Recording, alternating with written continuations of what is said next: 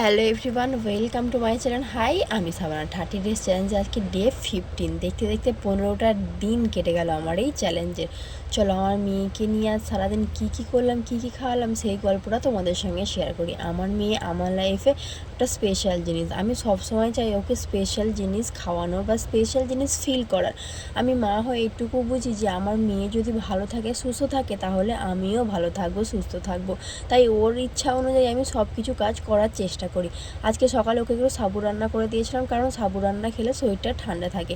তো আজ যখন ভেবেছিলাম যে সব কিছুই ঠান্ডা ঠান্ডা ওকে খাওয়াবো, যেহেতু শরীরটা গরম হয়ে গেছে, তার ফাঁকে হাজব্যান্ডকেও সাবু শরবত করে দিলাম। এদিকে দেখো ডিমটা ছাড়াতে গিয়ে কী অবস্থা, আমি ভালোভাবে ডিমটা ছাড়াতে পারি না, পুরো হাফ তো ডিম উঠেই গিয়েছে। গোসলটা কমপ্লিট করে নাও। আজকে মেয়ের জন্য রান্না হয়েছে কই মাছ দিয়ে পেঁপে দিয়ে ঝোল। আমি সব সময় আগেও বলেছি, এখনও বলেছি, আমার মেয়ে আমার লাইফে একটা স্পেশাল পার্সন। তো ওকে সবসময় স্পেশাল জিনিসটাই আমি খাওয়ানোর চেষ্টা করি যাতে ও ভালো থাকে। ভিডিওটা কেমন লাগলো আমাকে কমেন্ট করে জানাতে ভুলবে না, কিন্তু পরবর্তী ভিডিওটা আবার